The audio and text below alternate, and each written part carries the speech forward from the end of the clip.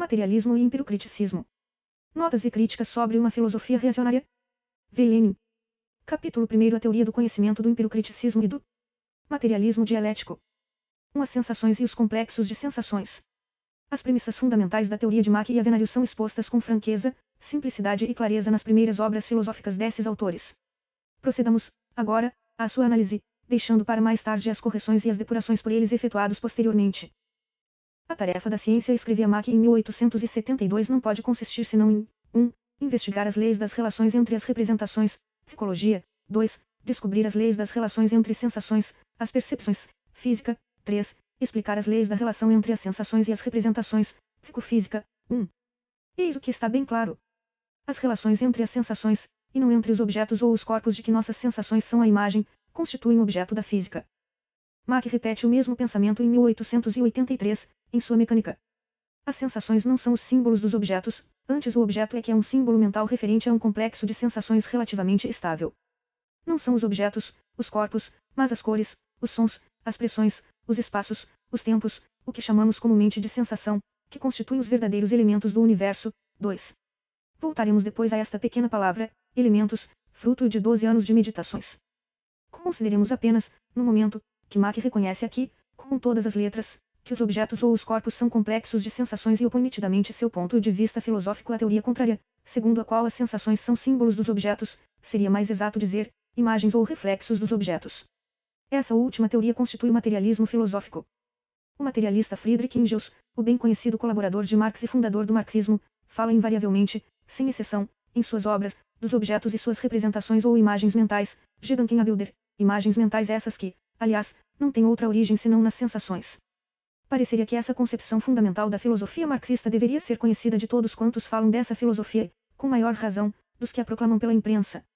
Mas, em virtude da extrema confusão criada pelos nossos discípulos de Mach, vemo-nos forçados a repetir truísmos. Tomemos a introdução do Antídoto e vejamos a passagem que começa assim, para o metafísico, as coisas, 3. Ou, então, a primeira parte do capítulo filosófico dessa obra. De onde o pensamento pode deduzir tais princípios? Trata-se dos primeiros princípios de todo o conhecimento. De si mesmo. Não? Não se trata aqui senão das formas de ser do mundo exterior, e essas formas, o pensamento nunca as pode criar ou tirar de si mesmo, mas, antes, do mundo exterior.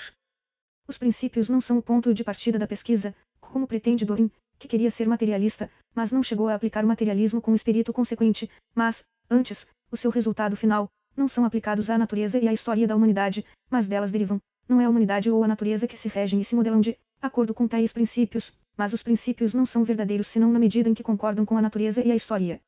Tal é a concepção materialista, a que o S.R. Dorin lhe opõe a idealista, subverte todas as relações, tudo põe em desordem e constrói o mundo real segundo a ideia.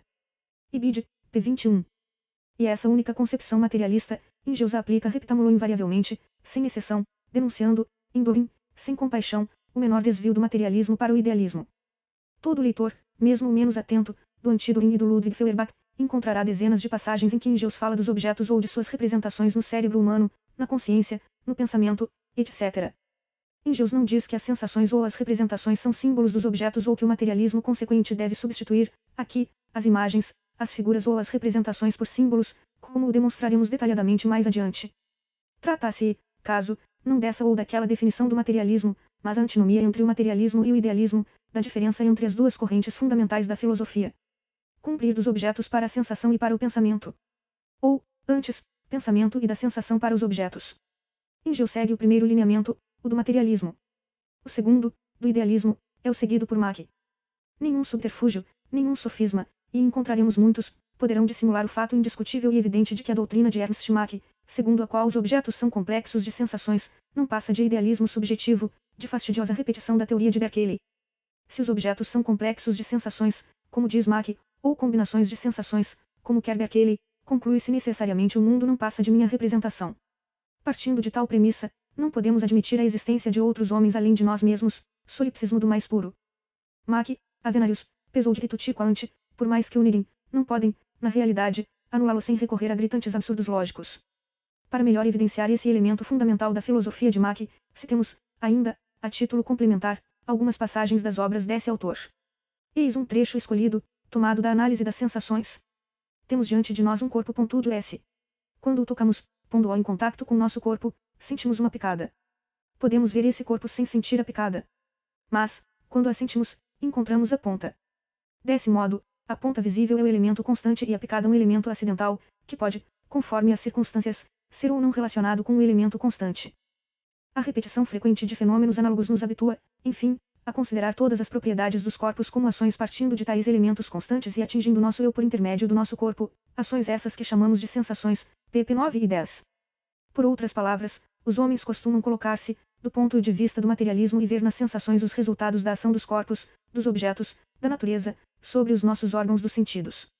Esse costume, perigoso para os filósofos idealistas, embora adotado pela humanidade inteira por todas as ciências naturais, muito entristece Mach, que se propõe a destruí-lo. Mas, por isso mesmo, os elementos constantes perdem todo o seu conteúdo sensível e tornam-se puros símbolos do pensamento. Velha mania, senhor professor. Repetição textual das afirmações de Berkeley, segundo o qual a matéria é puro símbolo abstrato. Antes, na verdade, é Ernst Mach que sai vagando pela abstração pura, porque, se ele não reconhece que a realidade objetiva, que existe independentemente de nós, constitui simplesmente nosso conteúdo sensível, não lhe resta senão o puramente abstrato, o eu em letras maiúsculas e em itálico, outro. E o piano louco que pensou que fosse o único piano que havia no mundo. Se o conteúdo sensível de nossas sensações não é o mundo exterior, conclui-se que nada existe fora desse eu inteiramente dedicado a ocos raciocínios filosóficos. Estúpido e estéril mister. É certo, portanto, que o mundo não é feito senão de nossas sensações. Mas, nesse caso, conhecemos tão somente as nossas sensações, e a hipótese da existência dos elementos constantes, bem como a de suas ações recíprocas engendrando as nossas sensações, torna-se inteiramente ociosa e supérflua. Tal ponto de vista não pode convir senão a um semi-realismo ou a um semicriticismo bem hesitantes. Citamos todo o parágrafo 6 das Observações Metafísicas, de Mach. Nada se vê, de ponta a ponta, senão um plágio de Berkeley. Nenhum argumento. Nenhum vislumbre de pensamento, a não ser que o seja que não percebemos senão as nossas sensações. Daí não decorre senão uma conclusão, a saber, o mundo é feito apenas de minhas sensações. Mach não tem o direito de escrever, como o fez, nossas em lugar de minhas. Somente essa palavra atesta, nele, a tendência ao compromisso que acusa nos outros. Porque, se a hipótese da existência do mundo exterior, da existência da agulha independentemente de mim e de uma ação recíproca entre o meu corpo e a ponta da agulha é ociosa, se essa hipótese é verdadeiramente ociosa e supérflua, é sobretudo ocioso e supérfluo admitir a existência dos outros homens. Apenas o eu existe, os homens e todo o mundo exterior caem na categoria dos supérfluos elementos constantes. Desse ponto de vista, não é permitido falar de nossas sensações, e Mach, fazendo-o, demonstra a evidência que não compreende as coisas senão pela metade.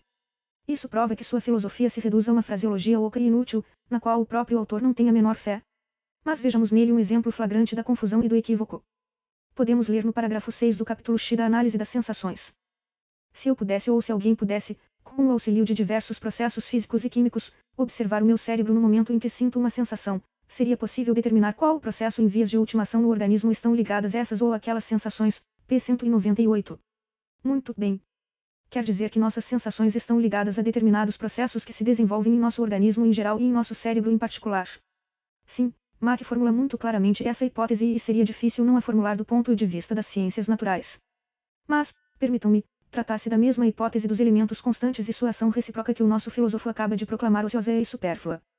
Os corpos, diz-nos, são complexos de sensações, ir mais além assegura-nos Mach, considerar as sensações como produtos da ação dos corpos sobre os nossos órgãos dos sentidos, é cair na metafísica, é cultivar, a Berkeley, uma hipótese ociosa e supérflua, etc. Ora, o cérebro é um corpo. Ele também não passa, portanto, de um complexo de sensações. Nesse caso, eu constato os complexos de sensações por intermédio de outro complexo de sensações, mesmo porque o eu também não é mais do que um complexo de sensações. Excelente essa filosofia, que começa por decretar que as sensações são os verdadeiros elementos do mundo e constrói sobre essa base o berkeleísmo original, introduzindo sorrateiramente opiniões diametralmente opostas, segundo as quais as sensações estão ligadas a determinados processos que se desenvolvem no organismo.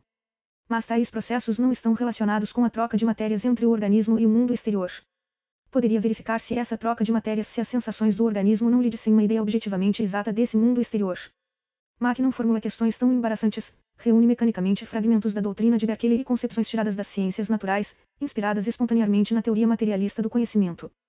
Surge, às vezes, esta questão, escreve no mesmo ponto, a matéria, inorgânica, não tem, igualmente, a faculdade de sentir. Quer dizer que não se pode formular a questão da sensibilidade da matéria orgânica. Então, as sensações não são primordiais e representam apenas uma das propriedades da matéria. Neste ponto, Mach salta por cima de todos os absurdos do berkeleísmo. Essa questão, diz ele, é absolutamente natural se adotam como ponto de partida as concepções físicas comuns, segundo as quais a matéria constitui um elemento real, imediato, constante, servindo de base para todo o orgânico e todo o inorgânico. Guardemos bem essa confissão verdadeiramente preciosa de Mach, de que, segundo as noções físicas comuns, geralmente aceitas, a matéria é considerada como a realidade imediata, de que apenas uma variedade, a matéria orgânica, é dotada da faculdade, claramente expressa, de sentir. Mas continua Mach, se é assim, a sensação deve aparecer inesperadamente no edifício construído de matéria ou deve existir, por assim dizer, nos próprios alicerces desse edifício. Do nosso ponto de vista, essa questão está errada. Para nós, a matéria não é o elemento primário. Esse dado primário é, antes, representado pelos elementos, que se chamam sensações, num certo sentido bem determinado. As sensações constituem, portanto, os elementos primários, embora não estejam ligadas senão a determinados processos na matéria orgânica. E, enunciando tamanho absurdo, Mach acredita criticar o materialismo, as concepções físicas comuns, por não resolver a questão da origem das sensações. Belo exemplo de refutação do materialismo pelos fideístas e seus aduladores. Que outra doutrina filosófica resolve um problema para a solução do qual ainda não se reuniram dados em quantidade suficiente? O próprio Mach não diz, na mesma linha, que enquanto esse problema, o de saber até que ponto as sensações se estendem no mundo orgânico, não for resolvido em algum caso especial, será impossível responder a essa questão. A diferença entre o materialismo e a doutrina de Mach reduz-se, portanto, pelo menos no que diz respeito a esta questão seguinte: o materialismo, de pleno acordo com as ciências naturais, considera a matéria como o elemento primário, e a consciência, o pensamento, a sensação, como o elemento secundário, porque a sensibilidade não se relaciona, em sua forma mais acabada, senão com as formas superiores da matéria, como a matéria orgânica, e não se pode senão admitir, nos alicerces do próprio edifício da matéria, a existência de uma propriedade análoga à sensibilidade. Tal é, a título de exemplo, a hipótese do célebre naturalista alemão Ernst Haeckel, do biologista inglês Lloyd Morgan e de muitos outros, sem falar na intuição de Diderot citada linhas atrás. A doutrina de Mach coloca-se de um ponto de vista oposto, do ponto de vista idealista, e logo conduz ao absurdo, porque, em primeiro lugar, a seu ver a sensação é o elemento primário, embora se relacione com certos processos se desenvolvendo no seio de uma matéria organizada de um modo determinado, e, em segundo lugar, porque o seu postulado fundamental de acordo com o qual os corpos são complexos de sensações é prejudicado pela hipótese da existência de outros seres vivos e, em geral, de complexos outros como o mencionado grande eu. A palavra elemento, que não poucos enganos tomam, como veremos, por uma espécie de inovação ou de descoberta, resulta, na realidade, tão somente em complicar a questão, acrescentando-lhe um termo que nada quer dizer e não faz senão criar a enganadora aparência de uma solução ou de um progresso. Enganadora aparência, porque ainda resta estudar e estudar o processo graças ao qual a matéria, que parece não ser dotada de nenhuma sensibilidade, se liga a outra matéria composta dos mesmos átomos, ou elétrons, mas provida da faculdade, muito nítida, de sentir. O materialismo formula claramente essa questão ainda não solucionada, incitando, por isso mesmo, à sua solução e a novas pesquisas experimentais. A doutrina de Mach, variedade de confuso idealismo, obstrui o problema e desvia o estudo do seu bom caminho, por intermédio do subterfúgio puramente verbal da palavra elemento. Citemos um trecho do trabalho filosófico de Mach, que é o seu livro final, a suma de sua obra. Nele veremos tudo quanto há de falso nesse subterfúgio idealista. Podemos ler em conhecimento e erro. Quando não há a menor dificuldade para construir, Aufzubauen, com sensações, isto é com elementos psíquicos, qualquer elemento físico, é absolutamente impossível figurar-se, es keine Möglichkeit abzusichern, a possibilidade de se representar, darstellen, um estado psíquico por meio dos elementos massas e movimentos, em uso na física moderna, tomando-se tais elementos em toda a sua rigidez, isto é, no estado que é próprio apenas dessa ciência especial. 4. Engels fala frequentemente, com clareza, das rígidas concepções de um grande número de naturalistas contemporâneos e de suas ideias metafísicas, no sentido marxista do termo, isto é, de suas ideias antidialéticas. Veremos, mais adiante, que é precisamente nesse ponto que Mach se desorienta por falta de compreensão ou de conhecimento das relações entre o relativismo e a dialética. Mas não é esse o caso, agora. Basta observar aqui o idealismo de Mach, que aparece com evidência, apesar de uma terminologia confusa que se pretende nova. Não há, parece-lhe, a menor dificuldade para construir com sensações, isto é, com elementos psíquicos, qualquer elemento físico. Notável. Construções certamente cômodas, porque são puramente verbais e não passam da oca escolástica, servindo para introduzir subrepticiamente o fideísmo.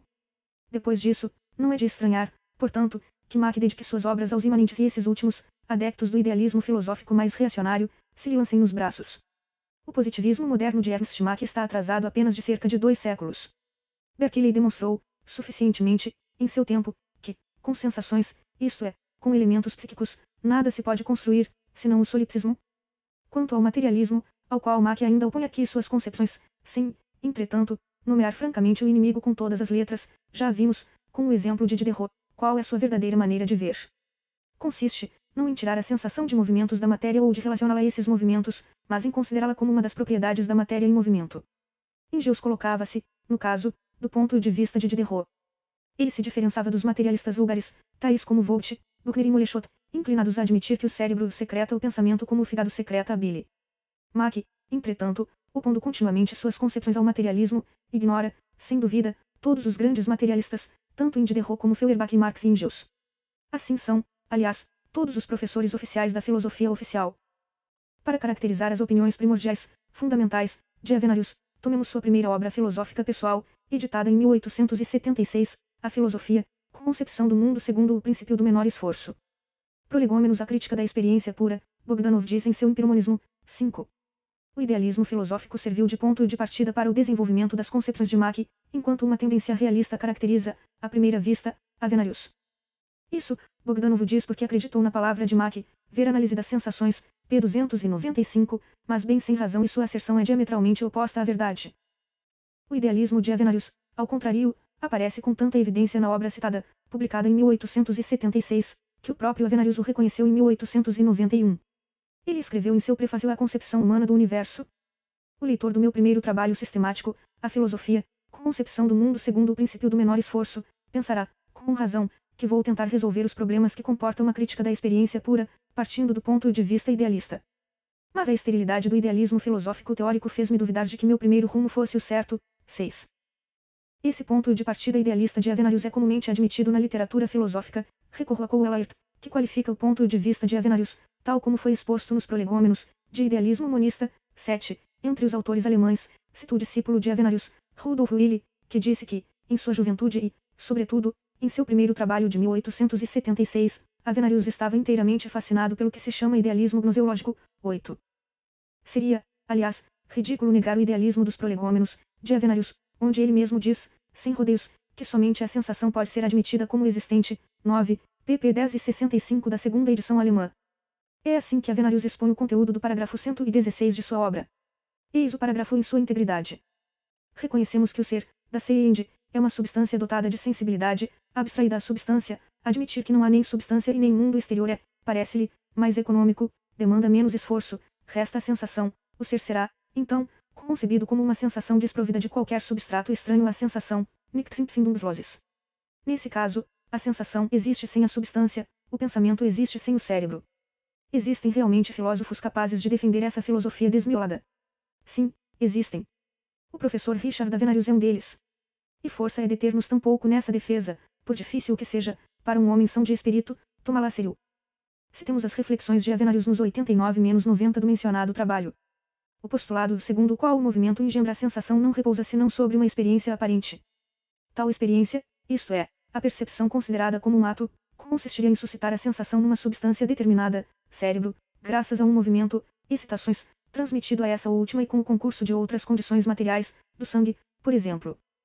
Ora, além desse fato nunca ter sido observado de modo direto, Selves, para que tal experiência hipotética fosse, em todos os seus pormenores, uma experiência verdadeira, seria necessário, pelo menos, ter a prova empírica de que a sensação pretensamente suscitada no seio de determinada substância pelo movimento comunicado não existisse anteriormente nessa mesma substância sob qualquer forma, de modo que a sensação não pudesse ser explicada senão por uma ação criadora do movimento comunicado.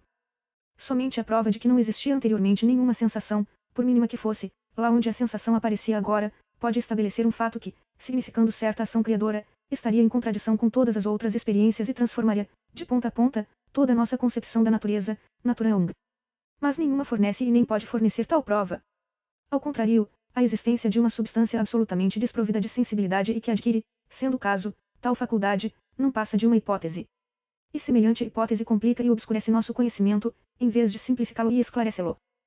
Se a pretendida experiência, segundo a qual o movimento comunicado engendra a sensação no seio de uma substância, que, desde esse momento, começa a sentir, revela-se, com profundos estudos, não passar de uma aparência, como tem por outro lado, pode-se dizer, tantos dados que isso permitiria constatar a origem, pelo menos relativa, da sensação no movimento, bem como constatar principalmente que a sensação existente, mas latente, ínfima, ou inacessível por qualquer motivo à nossa consciência, é liberada, ou aumentada, ou elevada à consciência pela ação do movimento transmitido.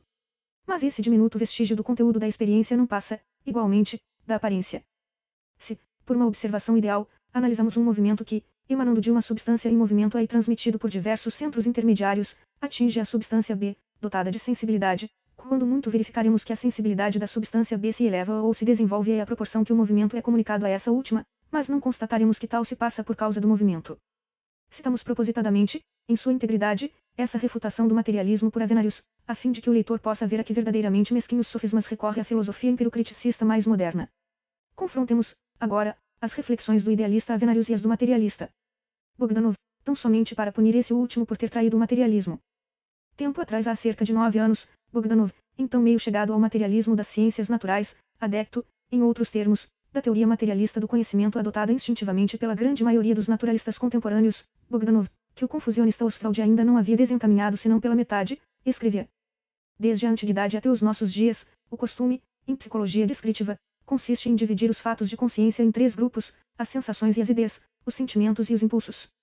Ao primeiro grupo pertencem as imagens dos fenômenos do mundo exterior ou do mundo interior, tomadas em si mesmas pela consciência. Tais imagens são chamadas sensações quando são diretamente suscitadas, através dos órgãos dos sentidos, por fenômenos exteriores correspondentes. 10. Podemos ler um pouco mais adiante. A sensação surge na consciência por um impulso proveniente do meio exterior e transmitido pelos órgãos dos sentidos. P. 222.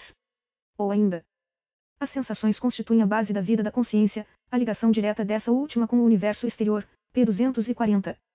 A cada momento do processo da sensação, a transformação da energia da excitação exterior em fato de consciência. P. 133. Mesmo em 1905, Bogdanov, tendo resolvido, com o auxílio benevolente de Ostwald e Mach, abandonar a concepção materialista em filosofia e adotar o idealismo, escreve ainda, por esquecimento, no Empiromonismo.